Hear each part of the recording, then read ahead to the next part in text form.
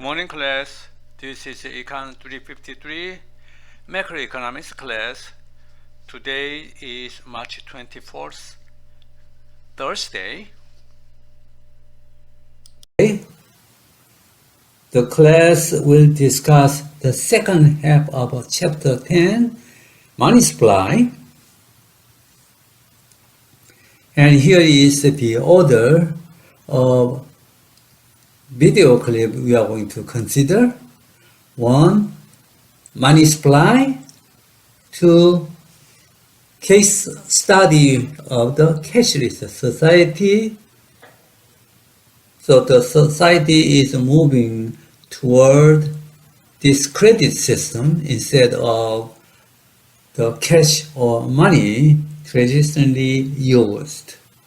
So credit card and Bitcoin and many other forms of quasi-money will be discussed. Number 3, financial markets and intermediaries. 5, hot topic about should the U.S. government bail out due to too much of national debt. So national debt is main topic of this hot topic for the day. Here is the first video clip.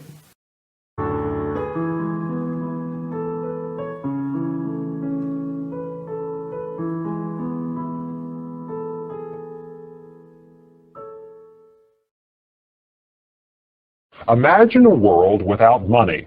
How would you get the things that you want and need? Suppose you're a canoe maker and you want a chicken. Well, what you're going to have to do is make a canoe, then you're going to have to carry it around looking for somebody who's got a chicken. And when you find him, you have to hope that he wants a canoe.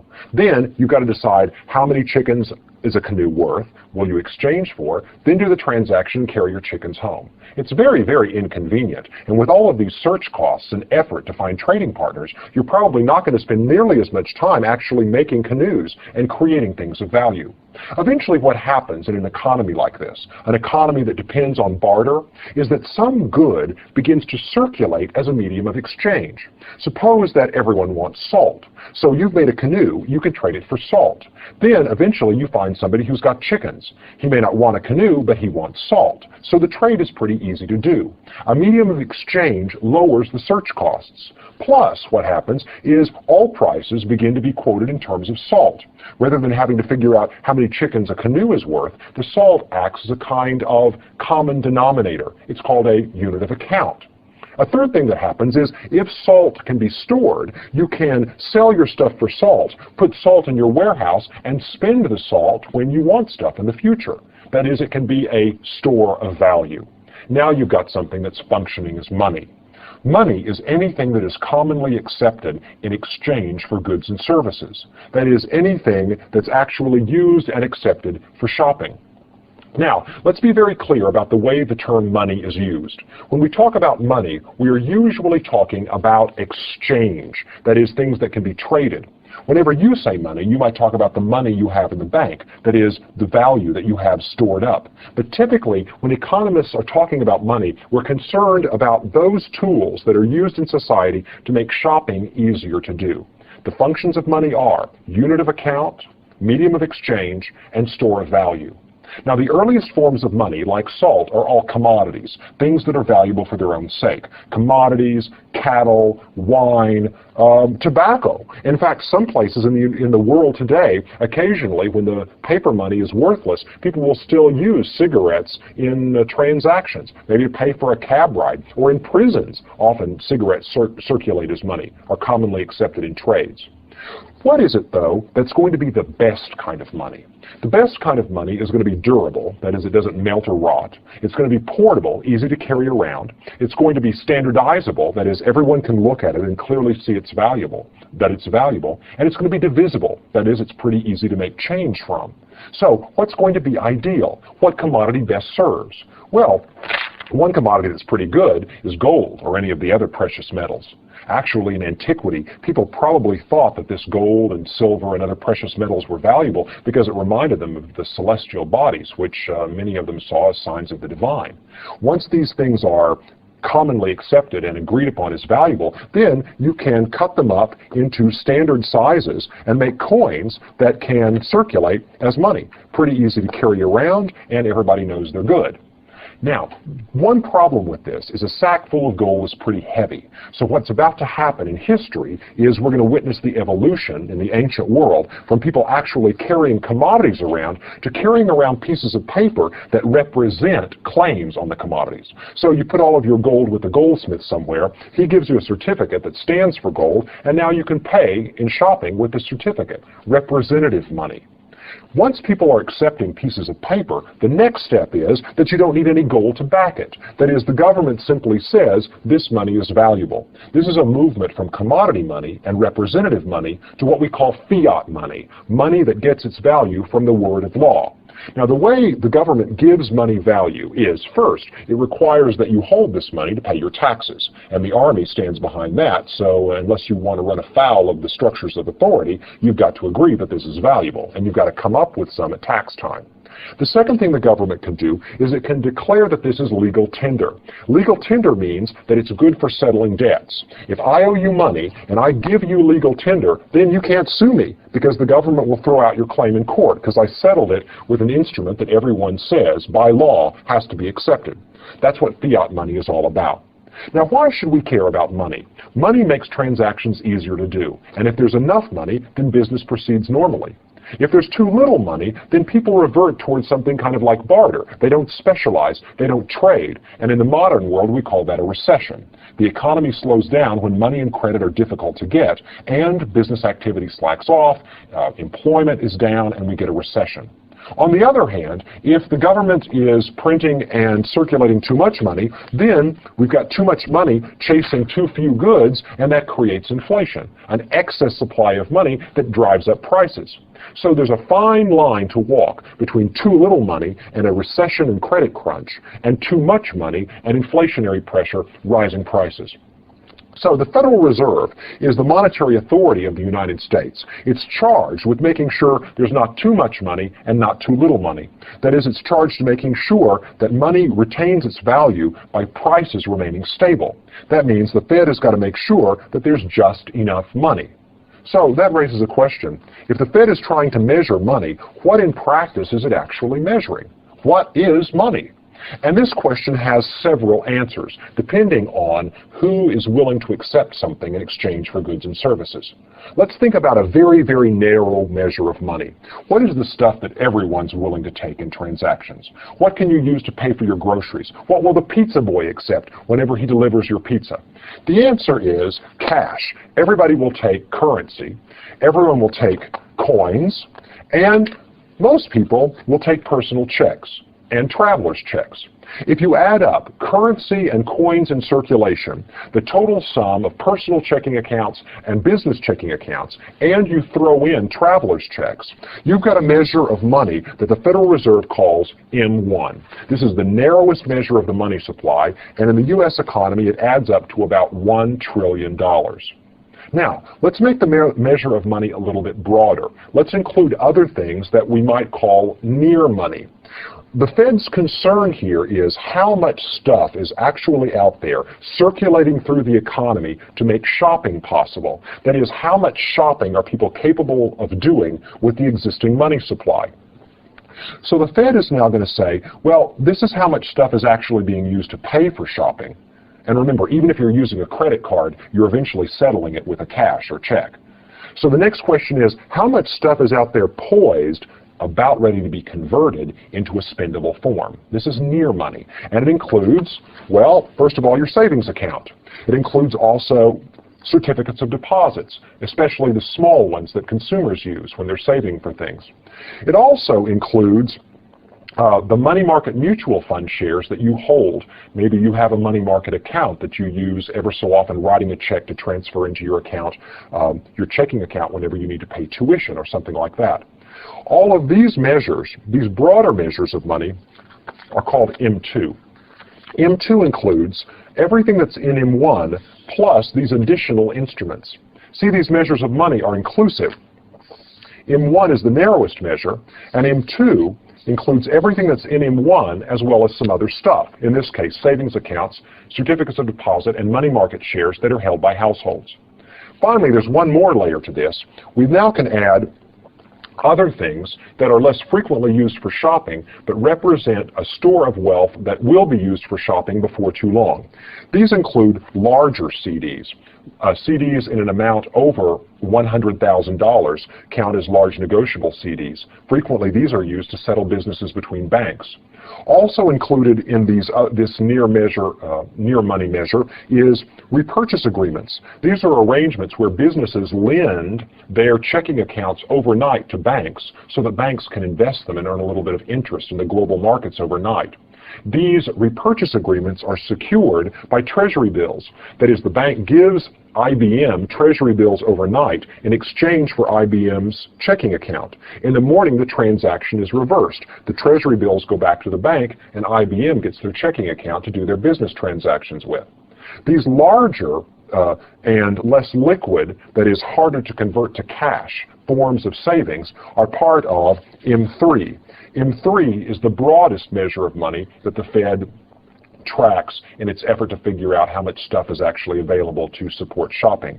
So M3 includes everything that's in M2 as well as larger CDs, that is CDs in amounts over $100,000, repurchase agreements, the money market mutual fund shares that are held by businesses and pension funds, insurance companies, and other financial institutions, as well as Eurodollar deposits, that is money that's held in overseas branches of U.S. banks. Put that all together with the savings accounts and small CDs and the currency, coins, and traveler's checks, and you've got M3. M3 is the broadest measure of money that the Fed watches. Now, M3 adds up to about $6.5 trillion. That is, if you include everything that's either payable to the pizza boy or could be converted into a checking account relatively quickly, you've got a lot of purchasing power circulating in the economy in the form of money. So, the Fed measures the money supply, and we're going to be studying soon how the Fed controls the amount of money that's actually in circulation. But this is an important thing to know, because the amount of money helps the economy, or there's an amount of money that's right for the economy. It helps the economy do its business. Too much and you get inflation, too little and you could get a recession.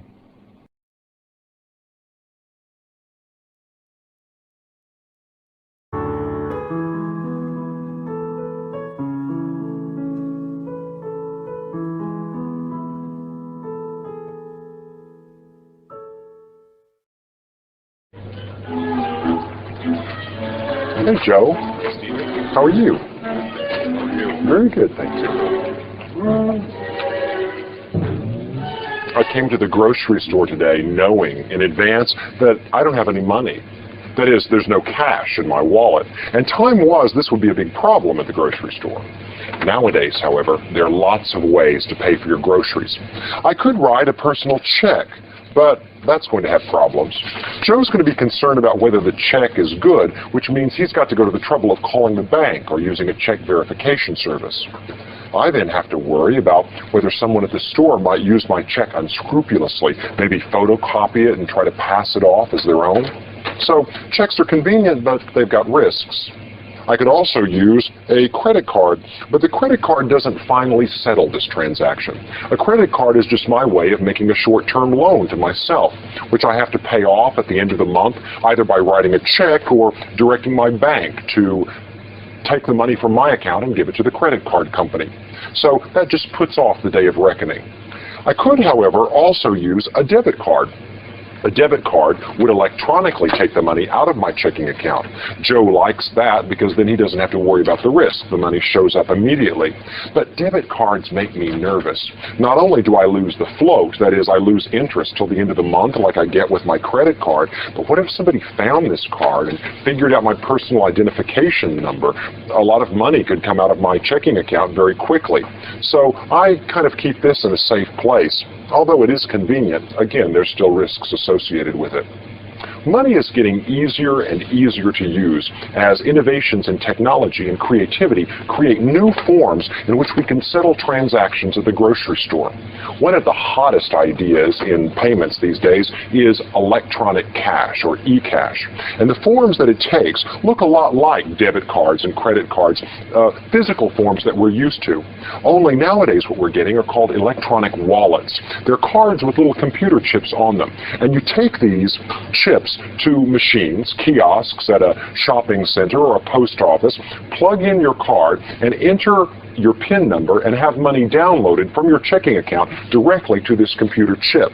Now I can take this card to any store that has a chip reader and pay as if I had cash. Plug it in and enter the amount I want to pay, and it's transferred directly to Joe's account. I can see right here on the screen how much money is being taken off my card, so I have the confidence of knowing I'm not being defrauded, and Joe knows that he's also in a situation that's safe.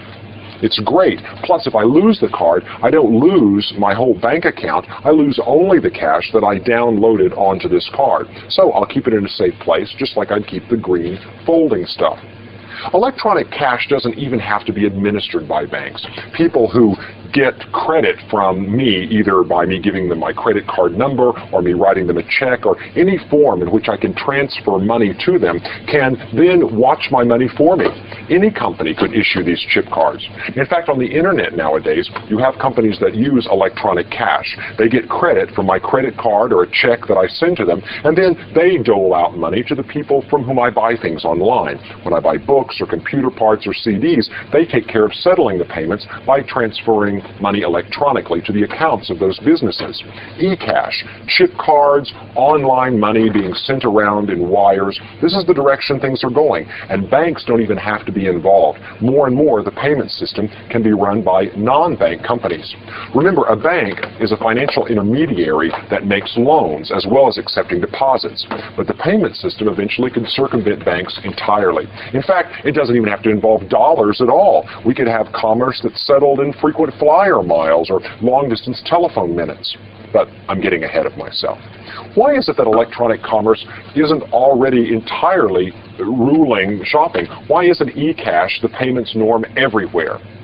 There's certainly great benefits to e-cash. One of the benefits is it doesn't involve paper checks. Paper checks are very expensive. It takes about $5 billion worth of human labor and resources a year to truck those checks around and get them cleared from one bank to the next, whereas electronic commerce is relatively inexpensive. Once you've got these payments readers installed at stores, it costs almost nothing for me to pay Joe using a chip card. Another thing is I don't have to worry about the fraud involved with checks, and Joe doesn't have to worry about any fraud from his employees taking paper money out of the cash register at night. A lot of the fraud that's involved with paper payments is completely eliminated. Some other advantages are it's very, very convenient. It seems like I've always got my card with me, and it's very easy to carry around. The reason e-cash isn't the norm nowadays is there are costs and risks associated with it that we still as a culture haven't gotten over. One is that there is some concern about security. Think about the difference between car crashes and airplane crashes. Car crashes happen all the time, but because relatively few people are involved in any single accident, they don't make the headline news. Whereas plane crashes, which are very, very rare, make the headlines because a lot of people are involved in the catastrophe and are affected. Now, paper checks are fraudulently used every day, and cash is stolen every day, but that doesn't make the headlines. But if somebody hacks in to an e-cash computer somewhere and messes with the payment system, that's all over the front pages because it's a big, catastrophic and focal news event. So fraud with e-cash is probably going to be less common and maybe less damaging overall, but because it's scary and it strikes at the heart of our confidence in the payments mechanism, it tends to be bigger news. So there are certainly security questions about whether hackers could mess with an e-cash system. Another thing about e-cash that gets people worked up is privacy. I mean, Do we really want the government knowing everywhere we spend our money? But with these chip cards now, there can be anonymity built in. I can download the cash from my account, and maybe the account number doesn't come with it. So whenever I come to the store and use my chip card, I can pay without necessarily having to give my name. Once you can have anonymity involved with eCash, then it has a lot of the advantages of the green folding stuff. And eventually it'll replace the green folding stuff, because people are going to wonder, if you're carrying cash around, what kind of transactions are you doing anyway? Embarrassing or illicit stuff that you don't want to leave an electronic record of? What have you got to hide? Why not transparency? Another concern with eCash is that once the banking system is circumvented, the Federal Reserve loses its control over the money supply. And certainly once we start using frequent flyer miles and long-distance telephone minutes as cash, the Fed is in a really tough position as far as controlling the payments mechanism or the money supply. And that can be a very big concern, because then how do we control inflation and interest rates and other macroeconomic policy variables? Another concern is concern about taxes, concern about criminal activities, all kinds of things that have particular concern for eCash in ways that paper money doesn't raise the same set of questions. So what will money eventually become? Chip cards are a great new development that are going to catch on more and more as people see that they can be convenient and anonymous and very safe to use. However, ultimately, money is an idea. Money is a stream of zeros and ones out there floating through the ether. It's just numbers on a balance sheet. And so, why do I need a card at all? Why can't some very smart reader pick up all the information it needs from me, including all my account information, from some simple bit of biometric data, so that whenever I show up to the grocery store, all I have to do is identify myself, give my approval to the transaction, and it's all settled. Thanks, Joe. Have a good day.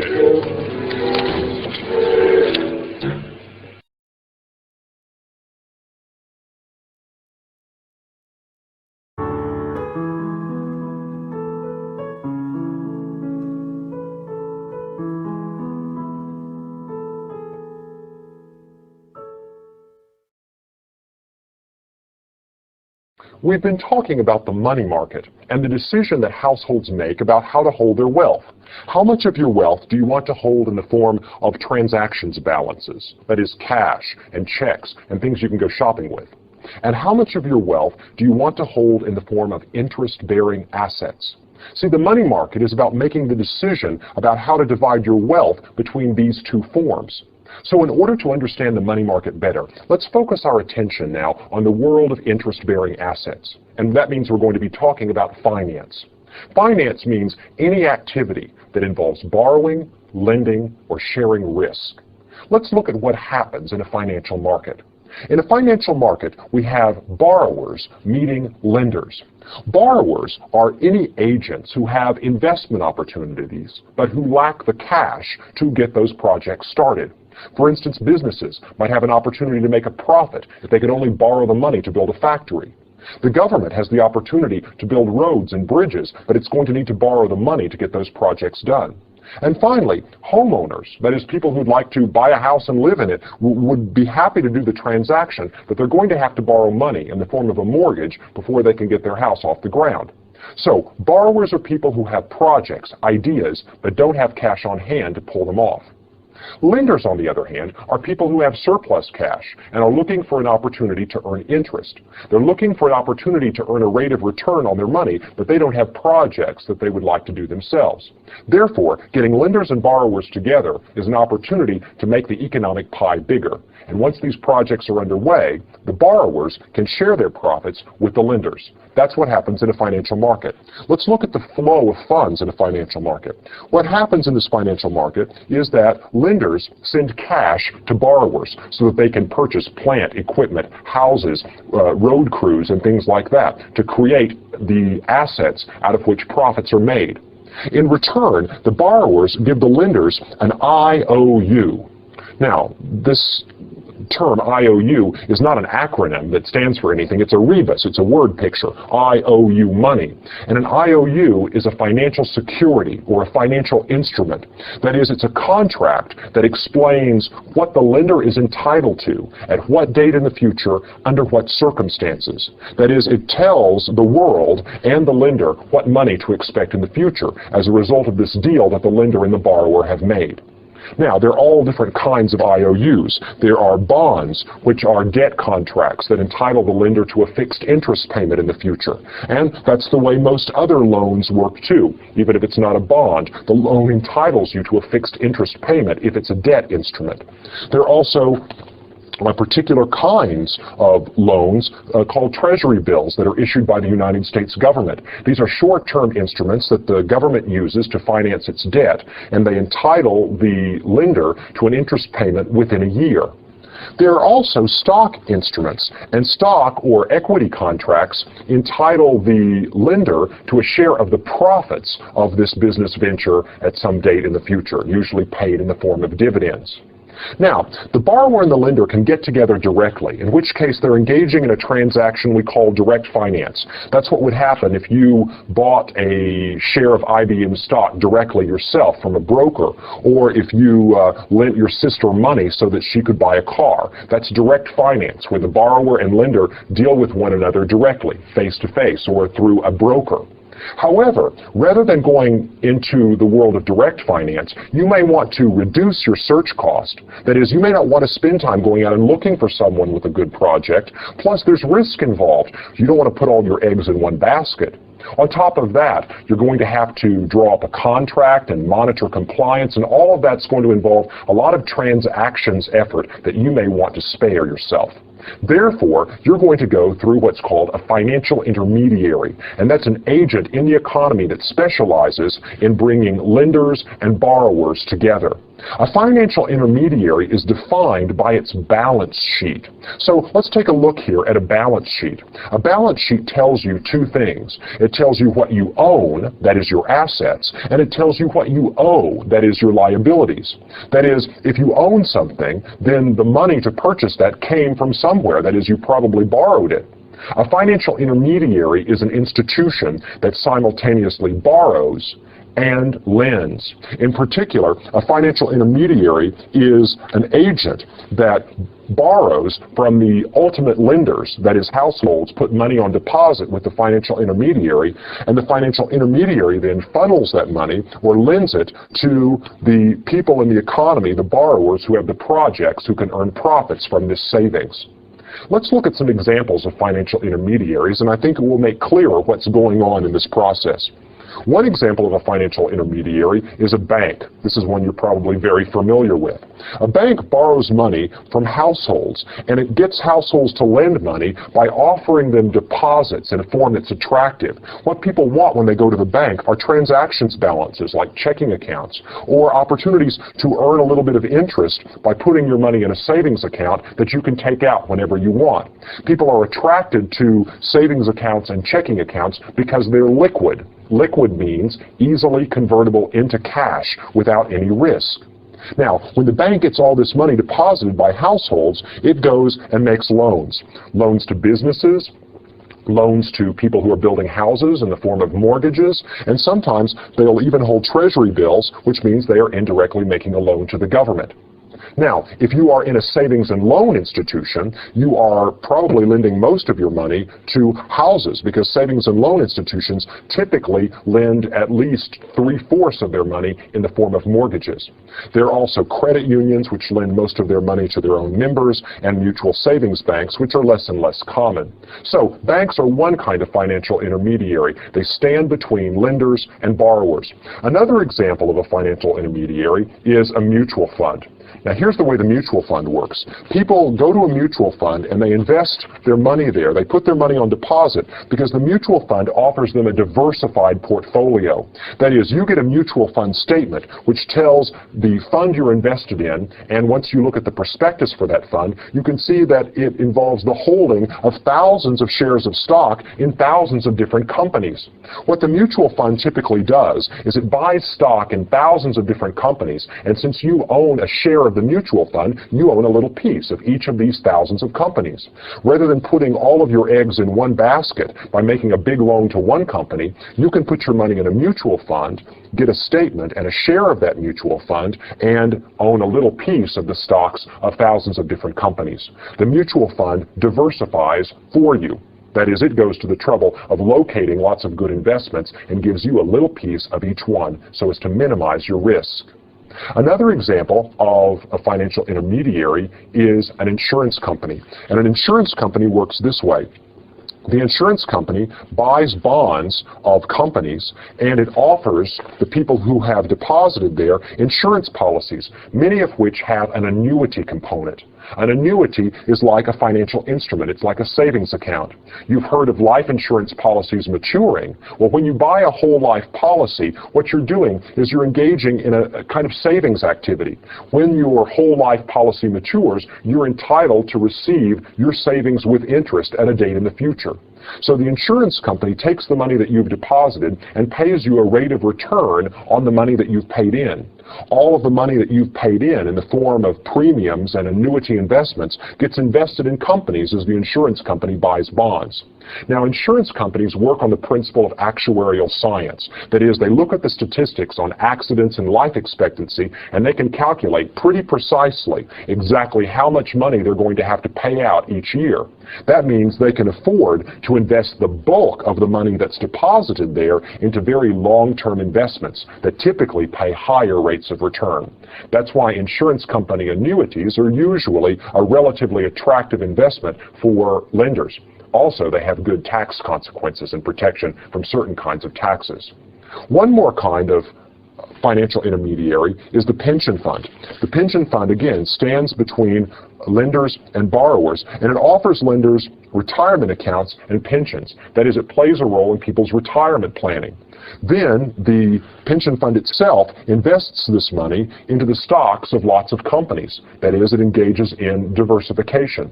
The pension fund knows when it's going to have money to pay people who are approaching their retirement years, so it can also do some long-term planning and leave its money invested in the stock market looking for the best possible return.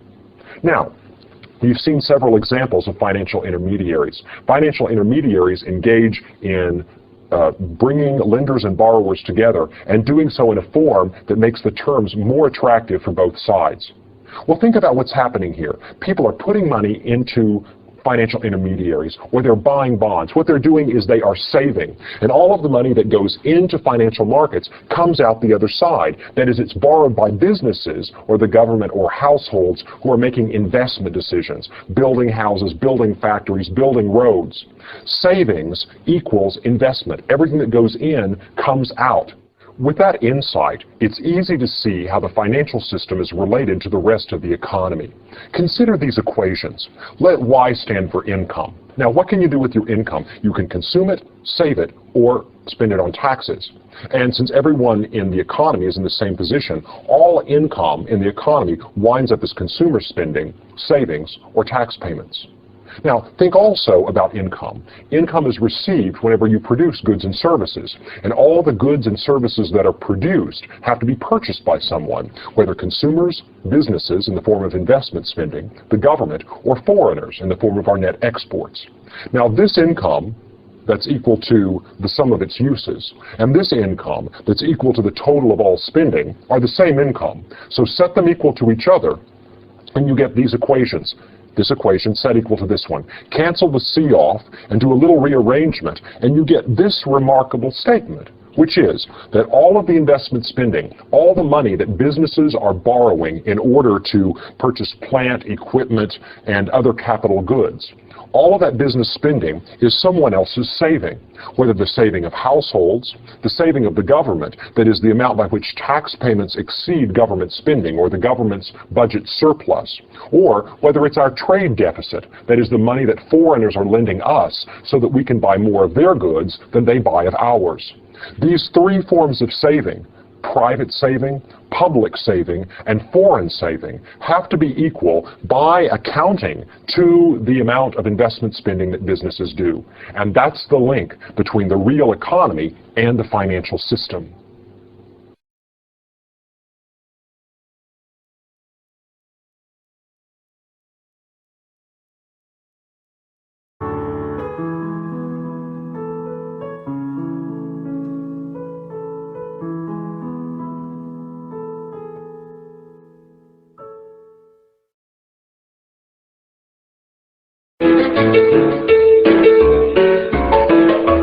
Suppose you have a really amazing auto insurance policy. Anytime you have any problem with your car, you can take it directly to the body shop or the auto mechanic, and your insurance company will pay for everything and not ask any questions. If you had this much insurance, chances are it would change your behavior. You might start to drive a little more carelessly or not be so diligent about parking your car in safe places. That's because since the insurance company is bearing all the risk, you're inclined to take more risk. This phenomenon is called moral hazard. Whenever you're able to pass the risk onto someone else, you'll take actions that increase the risks and the costs for your insurer. That's why your insurance company will give you a deductible. You have to bear some of the risk, so you'll be careful. Or the insurance company will only insure a fraction of the risk, leaving some of it with you. Or perhaps they're going to monitor your behavior to make sure that you don't behave in careless ways. This is the way insurance companies solve the problem of moral hazard. Now that you understand moral hazard, you're able to think about what caused the banking crisis of the 1980s in the United States, because banks were in a similar position.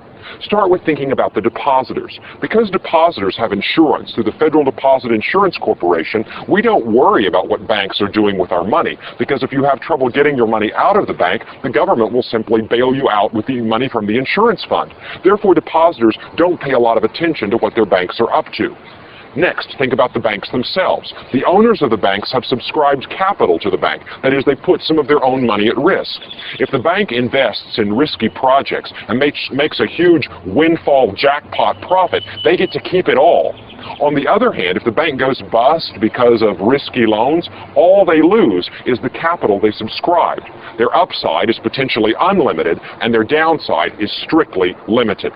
Therefore, banks face a kind of moral hazard. They're inclined to take risks because their depositors don't care because they're insured, and the banks have only a limited amount of capital at stake. Now, this lets you know what's going on in the 1980s when we start to look at the banking situation. Consider what's happening in the years leading up to the 1980s.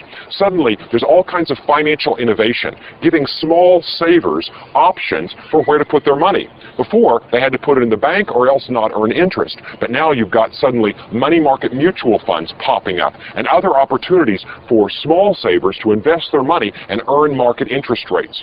In order to be competitive now, banks have to pay higher interest rates to attract savers. And earning higher interest rates means investing in riskier projects that pay those higher interest rates.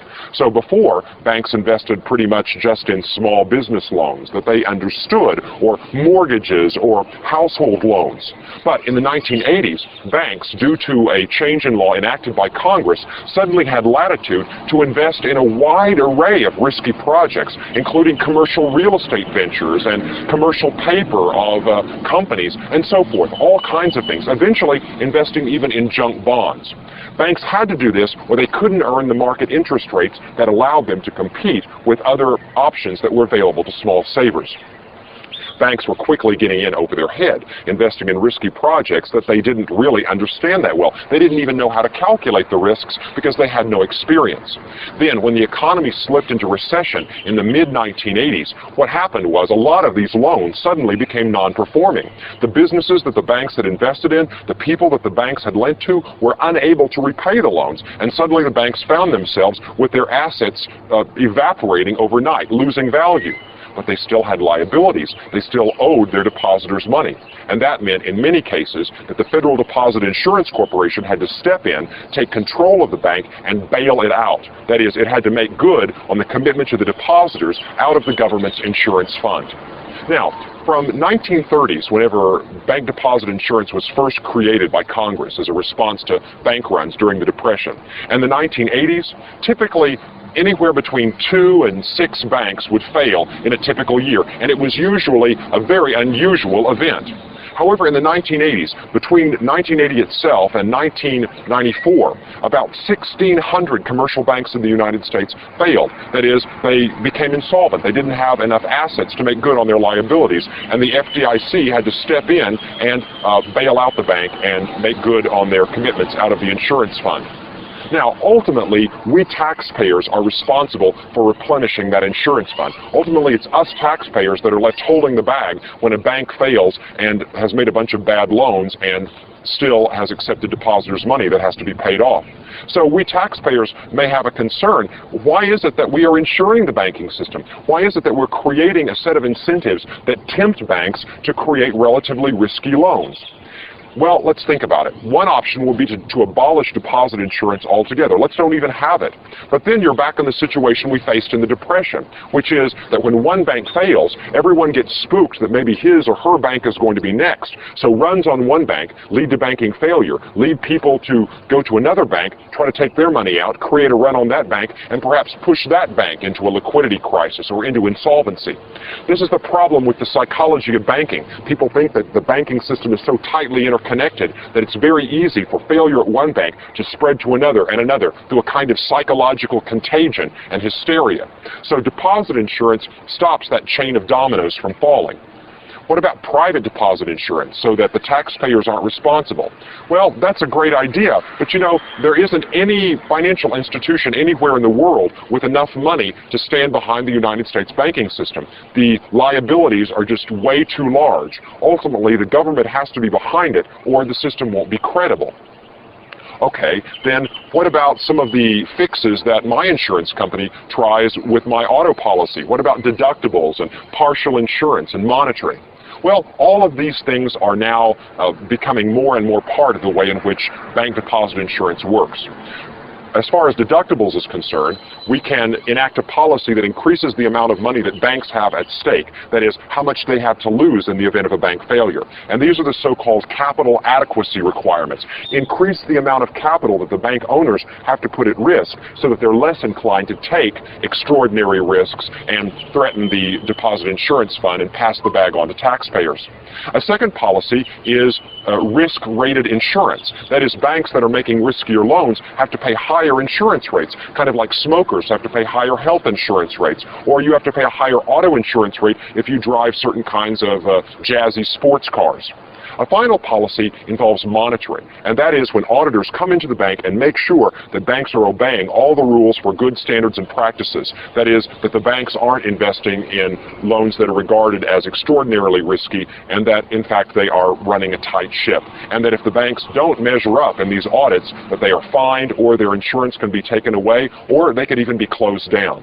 So there you have it. The way to solve the problem of moral hazard that's created inherently when you're insured is to do things that pass some of the risk back to the person who's insured, through deductibles, through risk-rated insurance policies, and through careful monitoring to make sure that good behavior is enforced. So, maybe the government does have to have a role in deposit insurance, but if they do, they have to think carefully about the way in which deposit insurance changes the incentives of the banks involved. Otherwise, we wind up with that situation in the 1980s, where every time you drove by a bank, it seemed like it had a different name on it, because banks were behaving in such a risky way that they were failing, being bailed out, being bought out, and being renamed almost as fast as the identity had previously changed.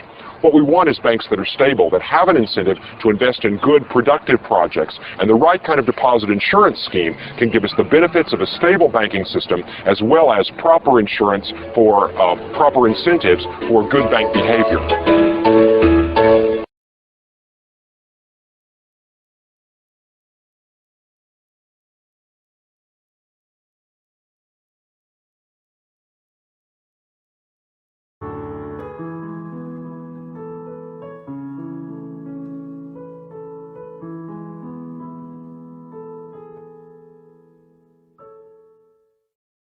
In this lecture, we're going to be talking about finance, saving, and investment.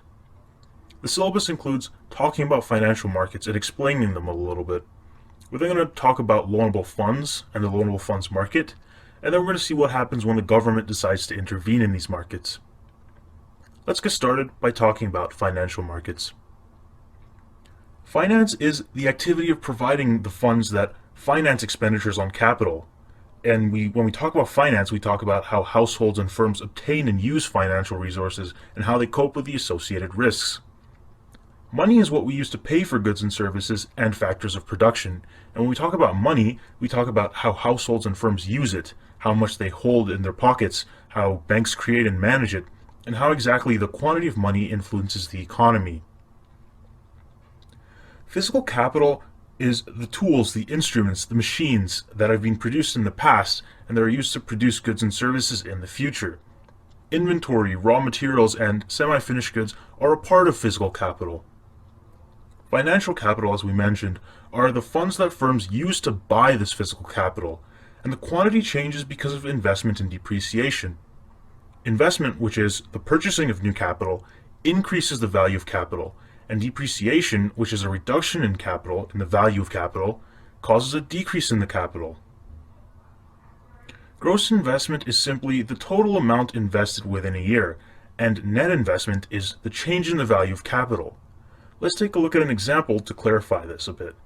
So I have the important parts of the question highlighted already, but in essence, we have $1 million worth of owned machines already, and during the year, we experience depreciation of 30%. And then during the same year, we actually spend $200,000 on new machines.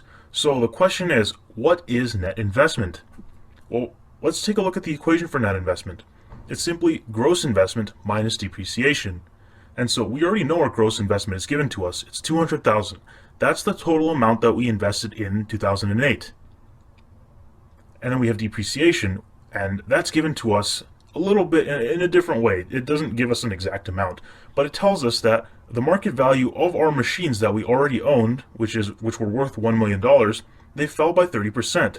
So what we're going to do is we're going to say that we have $1 million multiplied by the fractional value of 30%, which is 0.3, and we're going to say that our depreciation was $300,000. Then we're going to take $200,000, subtract from it $300,000 to get our net investment of negative $100,000. Wealth is the value of things that people own. Income is the amount that people earn during a given period of time from supplying the services of labor resources that they own. Capital gain means that the market value of somebody's assets have risen, and this generally causes wealth to increase. Capital loss is the exact opposite. The market value of our assets falls, and so our wealth decreases. Savings is the amount of income that is not paid in taxes or spent on consumption goods, so it can be calculated as income minus tax minus consumption. For a country to make real GDP grow, savings and wealth must be transformed into investment and capital in the markets for financial capital. Savings is the source of funds in the financial capital markets. In the loan markets, households and firms often borrow money to finance more expensive goods. In particular, a mortgage is a legal contract that gives the ownership of a home to the lender, in this case, in most cases, a bank, in the event that the borrower, people like us, fail to meet the agreed upon loan payments, and this includes the repayment of the principal amount and the interest. A bond is a promise to make specified payments on specified dates. The buyer of a bond makes a loan to the institution and is entitled to the payments promised by the bond. When a person buys a newly issued bond, it can be held until the borrower has repaid the entire amount, or the person who buys the bond can actually sell that bond to somebody else. Bonds are traded in what is known as the bond market. And a particular type of bond that I want to mention is called a mortgage-backed security. And a mortgage-backed security entitles its holder to the income from a package of mortgages. Lenders like banks can sell these packages of mortgages called mortgage securities so that they can actually issue more loans. The holder of these mortgage-backed securities is entitled to receive payments that derive from the payments received by the mortgage lender from the borrower.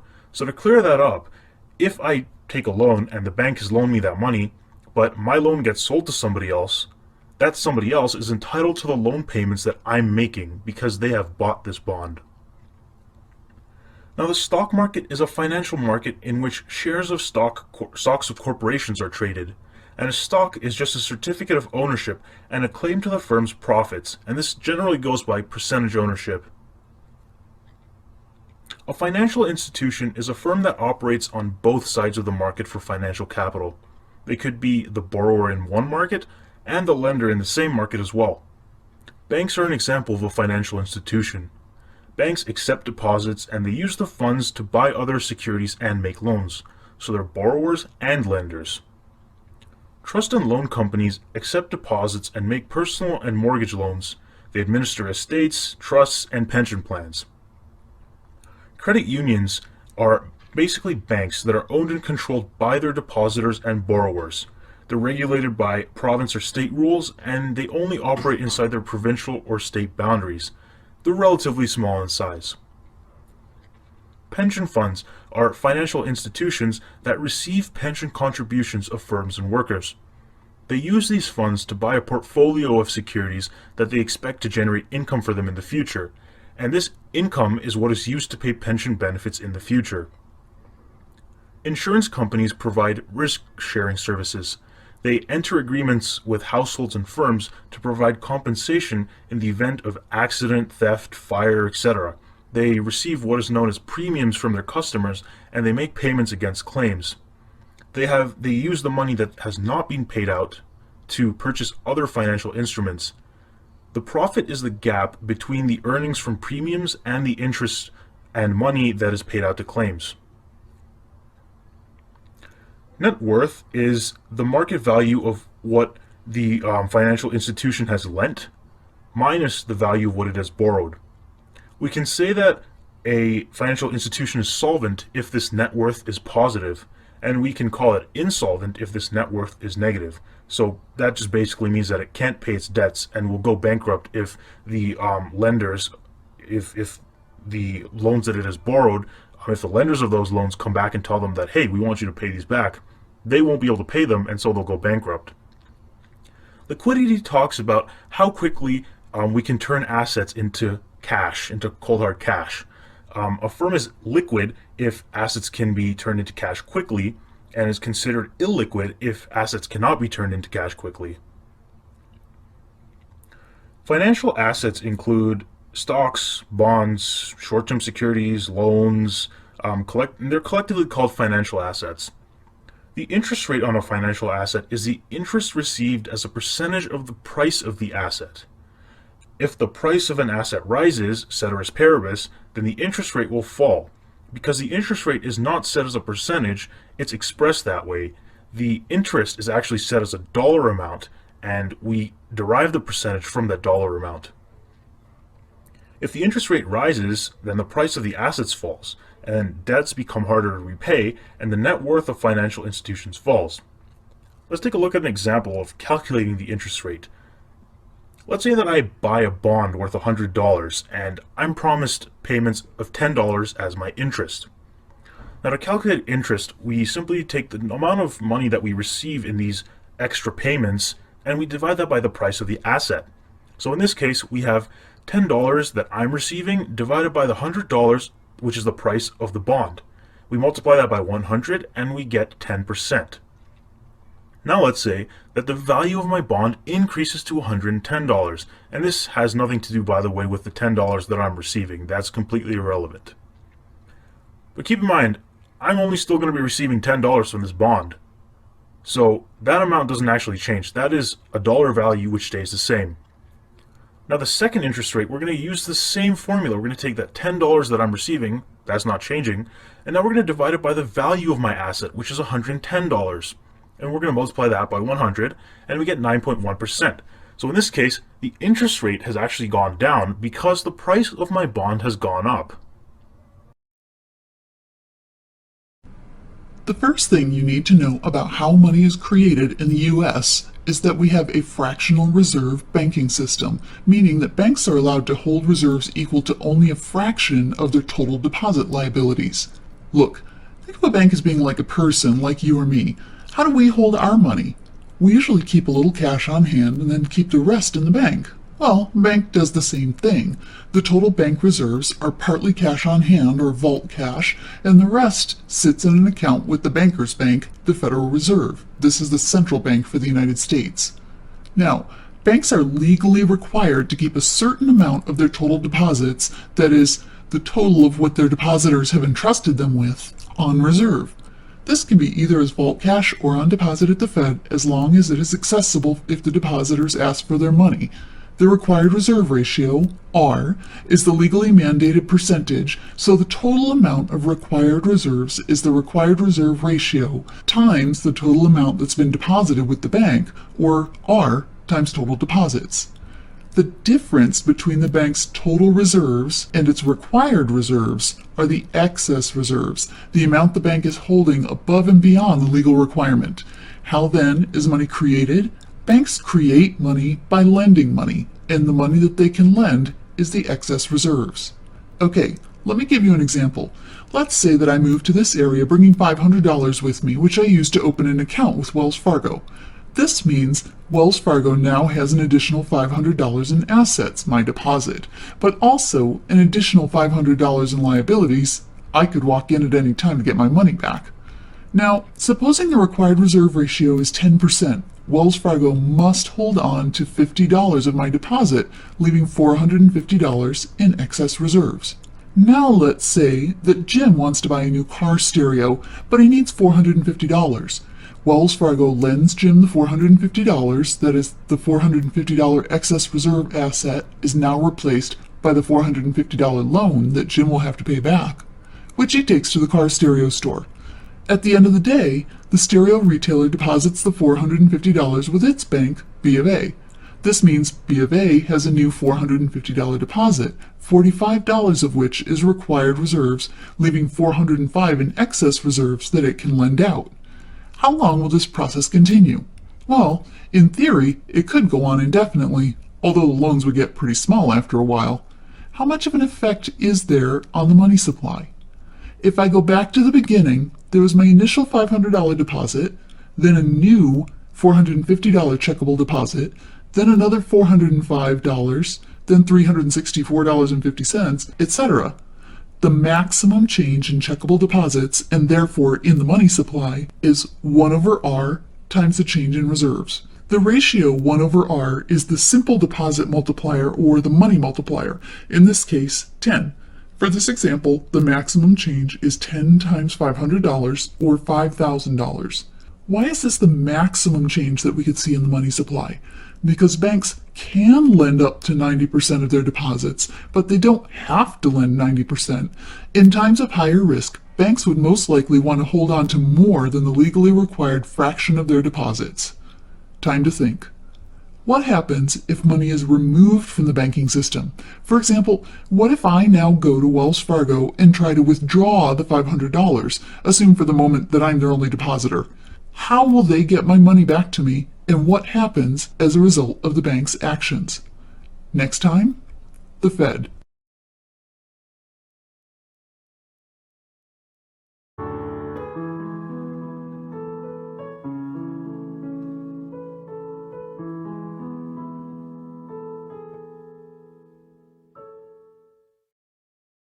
In this lecture, we're going to be talking about money.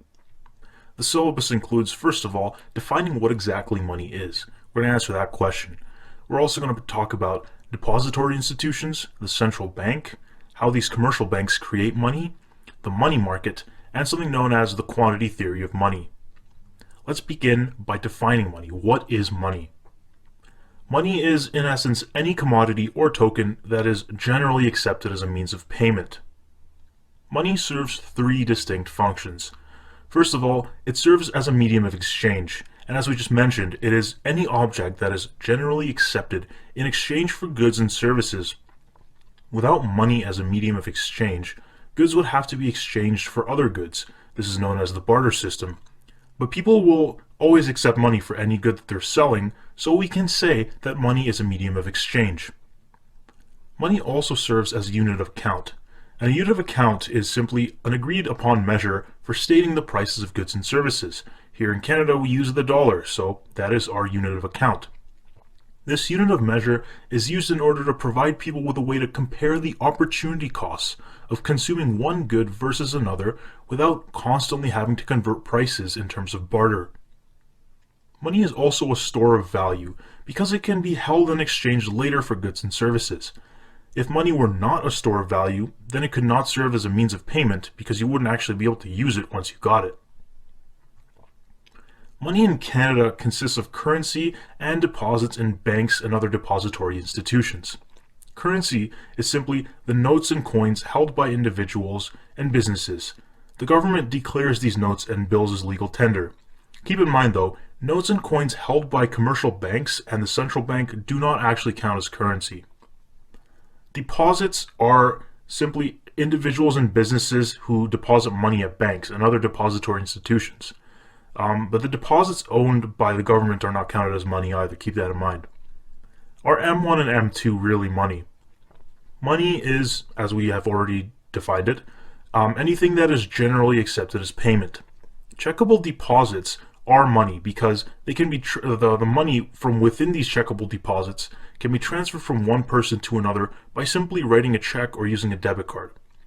M1 consists of currency and checkable deposits, and therefore M1 is considered money. Keep in mind, some savings deposits are also a means of payment. Savings accounts in which money can be withdrawn, that is also considered money. However, most assets in M2 are not actually liquid assets. The deposits in M2 are not easily converted into a means of payment, so they're not actually counted as money. Deposits are money, but checks are not. The check instructs the bank to transfer money from one account to another. And credit cards are not actually money either. It's a means of payment, yes, but in essence, it allows you to take out an instant loan, which needs to be paid back later with actual money.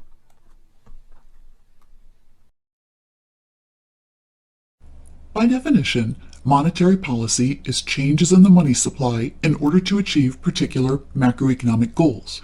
In many countries, including the US, it's the central bank rather than any legislative body that controls monetary policy. The Federal Reserve System, or the Fed for short, is the central bank of the United States.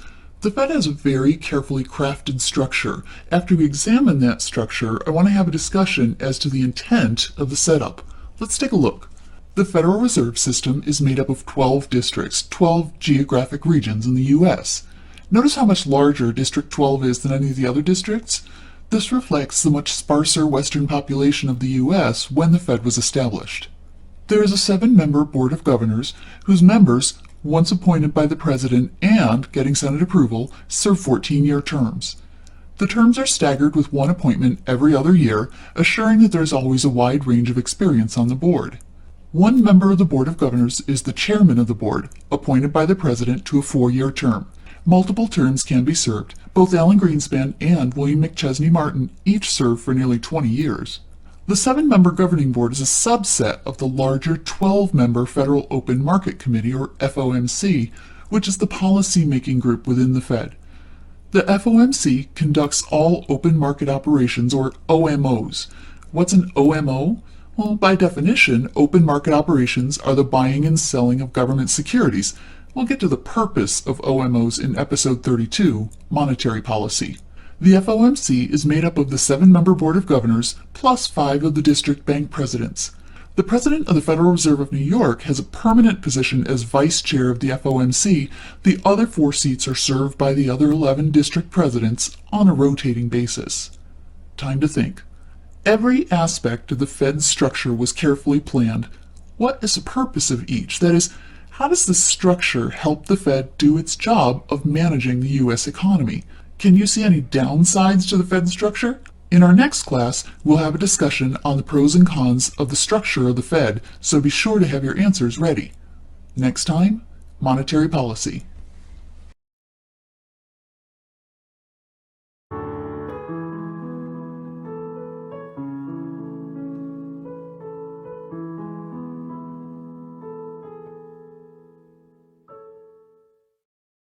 Let's go ahead and talk about the central bank.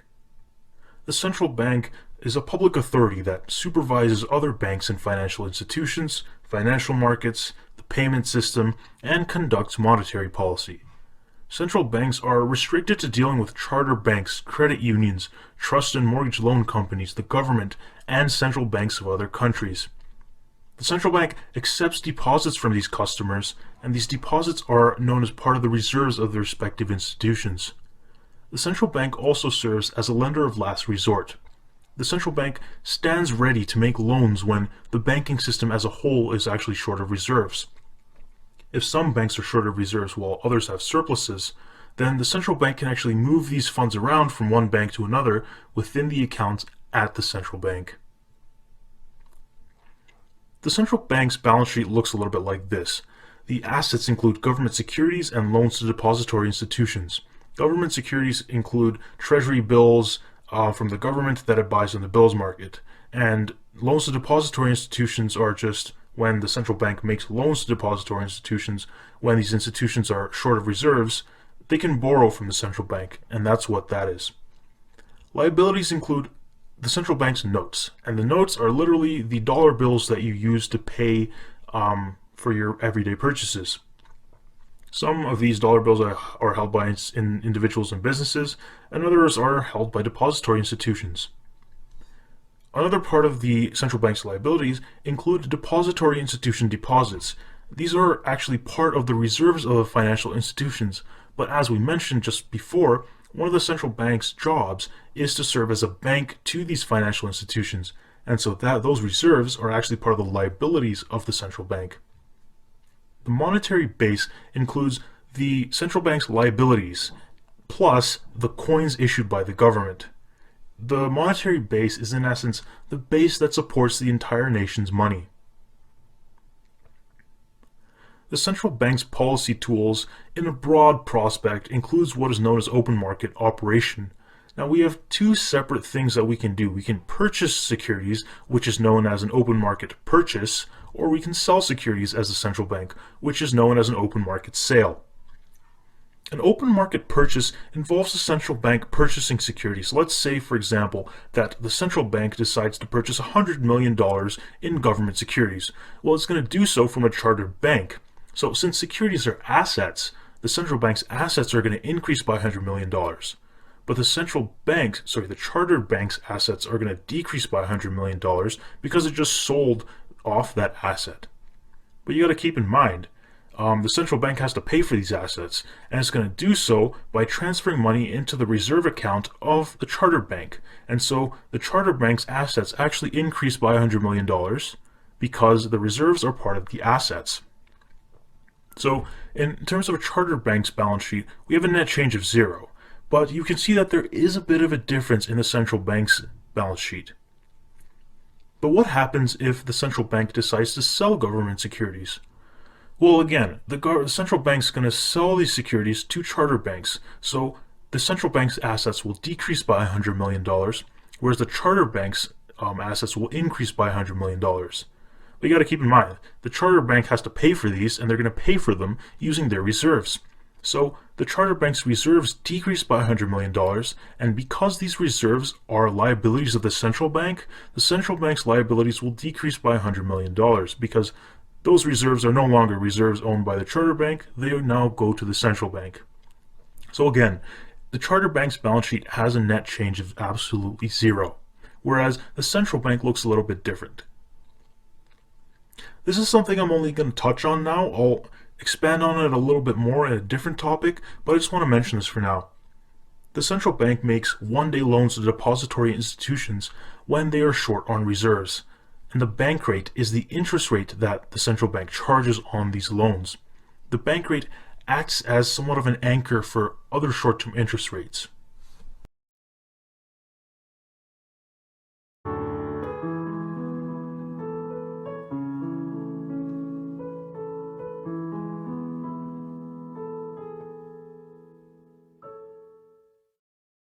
Let's quickly touch on what exactly depository institutions are and what they do. A depository institution is a financial firm that takes deposits from households and firms. Charter banks are private firms that are allowed to receive deposits and make loans. Here in Canada, they include TD Bank, RBC, CIBC, Bank of Montreal, etc., etc. Credit unions are cooperative institutions that receive deposits from and makes loans to its members. Trust and mortgage loan companies are also privately owned depository institutions, but they receive deposits, they make loans, and they act as trustees for pension funds and estates. All of the above mentioned institutions in these following videos will be called banks because their functions have become increasingly similar. If you're a little unclear on these depository institutions, you can go ahead and click on the annotation on the screen right now. That'll take you back to a previous video in which I've discussed these depository institutions in a little bit more detail. Depository institutions provide services such as check clearing, account management, credit cards, internet banking, and they earn a part of their income by charging for these services. But most of their income that they earn is actually from using the funds that they receive as deposits to make loans and buy securities that earn them a higher interest rate than is paid to depositors. A charter bank puts its funds into reserves, liquid assets, securities, loans. Reserves are notes and coins in the institution's vault or its deposit account at the central bank. Liquid assets include government treasury bills and commercial bills, and they can be sold instantly and converted into reserves with a low risk of loss, and thus they actually have a low rate of interest due to this security. Securities include government and other bonds, and they can be converted into reserves, but prices do fluctuate. These assets are riskier than liquid assets, but they do have a higher rate of interest. Loans are commitments of funds for an agreed upon period of time. They are used to finance the purchase of capital, homes, durable or expensive goods. Even credit cards are an example of loans. These are the riskiest type of assets for banks and financial institutions, as they cannot actually be converted into reserves until they are due to be repaid. Thus, they can charge the highest rate of interest for this particular type of investment. Depository institutions create liquidity. They do this by borrowing short and lending long. They take deposits and they're standing ready to repay them on short notice while they still make long-term loan commitments. They also pool risk. The more people that money is loaned out to, the less of a difference it'll make if one person defaults on this loan, because the cumulative interest paid by all the other borrowers can actually cover the default of that one person. Financial institutions also lower the cost of borrowing. Surge time is reduced as a firm can get the full amount of its loan from one financial institution instead of looking for individual lenders to lend partial amounts. Depository institutions also lower the cost of monitoring borrowers. If a household, for example, lends a firm money, then each individual household that the firm has borrowed money from would have to spend large amounts of money to monitor the firm in order to make sure that it's making financially sound decisions and won't go bankrupt. But with a large financial institution, the cost is reduced because you only have one institution that actually needs to pay this cost of monitoring. The goal of financial regulation is to identify, evaluate, and lessen the consequences of financial risk. The central bank ensures that commercial banks and other institutions have adequate liquidity, and it does this by providing general guidance and knowledge to these commercial banks. It also actually provides advice to the government as well.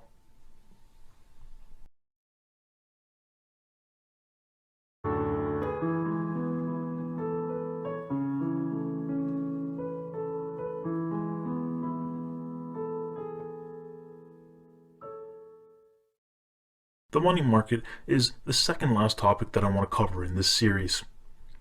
The demand for money is the relationship between the quantity of real money demanded and the nominal interest rate, ceteris paribus.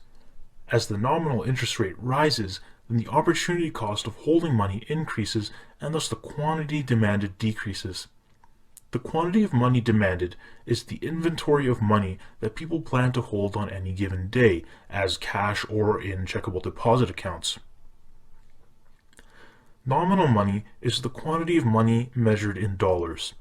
Ceteris paribus, the quantity of nominal money is proportional to the price level. For example, if the price level rises by 10%, then people will hold 10% more money. Real money equals the nominal money divided by the price level as measured by the GDP deflator, and this shows the quantity of money in terms of what it will actually buy. So for example, if the price level rises by 10% and you hold 10% more nominal money, your real money holding stays the same because the amount of goods and services that you can purchase, that's still the same. The quantity of real money demanded is independent of the price level. The nominal interest rate also determines the demand for money. The greater the opportunity cost of holding money, the smaller is the quantity of real money demanded. In this case, the opportunity cost would be the interest rate received if that money was in a bank account. The higher is the expected inflation rate, the higher is the nominal interest rate. However, these last two factors that we have here are the only ones that we say actually change the demand for money curve. Real GDP, the quantity of money that is held, depends on the amount that is going to be spent by households and businesses, and this depends on real GDP.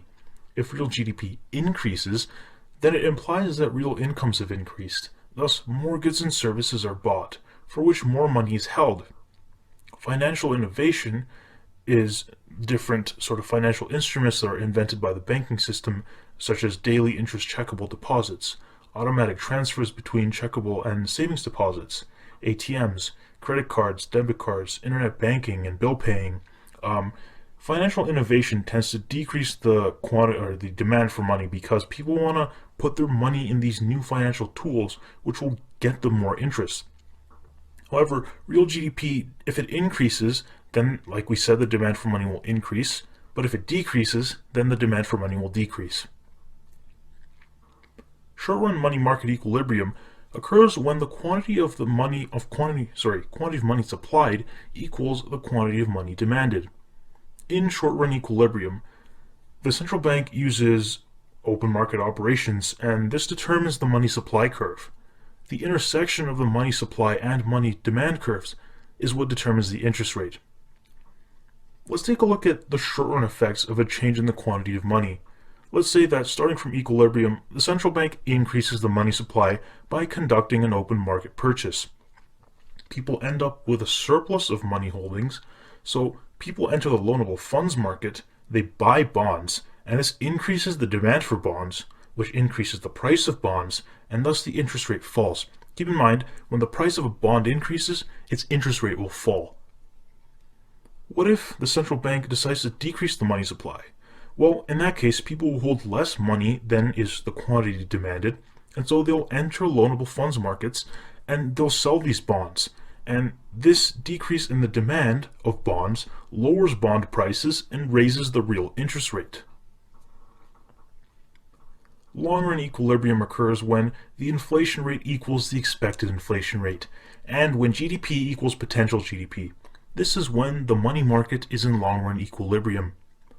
In the long run, the price level is said to rise as the same percentage as the quantity of money. When the nominal amount of money changes in the long run, the change in the price level is proportional to this change in nominal money. Going from short run to long run equilibrium is a bit of a complicated process, but I've tried to simplify it as much as possible. Let's say that we have an increase in the monetary base because the central bank decides to increase the quantity of money. The nominal and real interest rate will fall because the money supply is increased. This lower interest rate means that the demand for loanable funds in the loanable funds market increases because people want to buy more goods and services. The economy, however, is unable to meet this demand for goods and services, and so there are some shortages, and these shortages cause the price level to rise.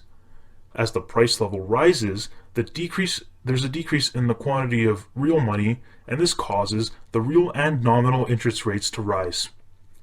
At the new equilibrium, the price level has risen by the same percentage as the increase in the money supply. And that is when the economy, the money market, will have reached long-run equilibrium.